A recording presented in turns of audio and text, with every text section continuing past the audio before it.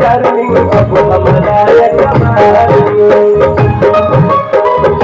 अपने खेती लगा तूने दिल भर के रफ्तार में